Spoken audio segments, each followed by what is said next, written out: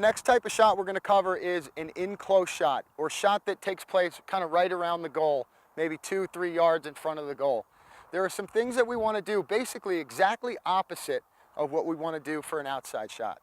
As I said, in an outside shot, you need power. You're going to create power through having your hands away from your body.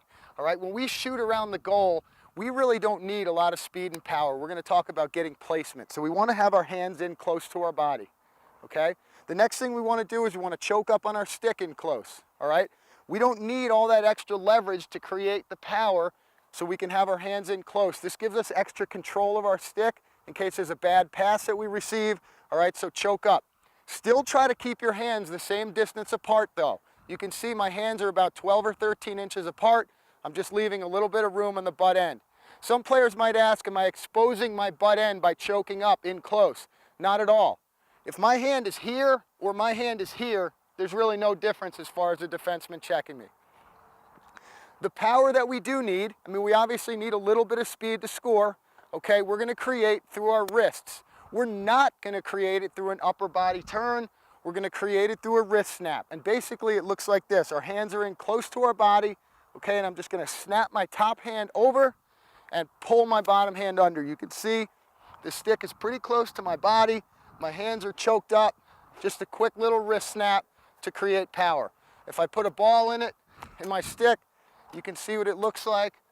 Again, hands are nice and close, and I'm creating plenty of power that I'm gonna help put the ball in the net from around the goal. Now that we've talked about the technique involved in scoring more goals from in close, let's talk about where to place the ball.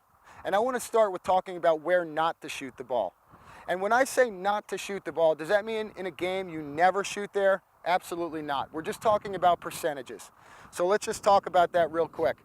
Probably when you're around the goal, the lowest percentage shot is going to be up high, okay? The goalie has a big stick, he's got his helmet, he's got his torso in the goal, okay? And it's going to be pretty hard to score up top on a goalie. Also, the next spot you probably don't want to shoot is you really don't want to shoot bounce shots from in close. If I'm this close to the goal, really the only place I can bounce it is halfway between me and the goal. If I'm a goalie and the ball comes halfway between where I was and where I am, it's just an easy step out and he's going to make an easy save. So what we want to do is we want to have our stick up nice and high. And again, just think about the technique. I said hands in close, all right, choked up. That puts the stick right in the box area, okay? Nice and high, right near our ear, okay?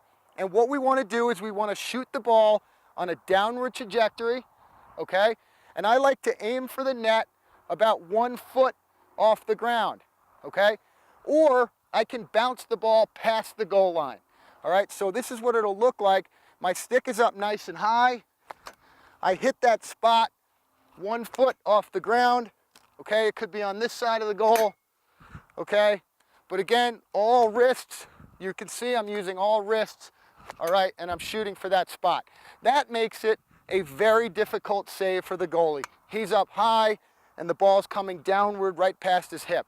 If you shoot that way on a percentage basis, you're gonna score more goals from around the net.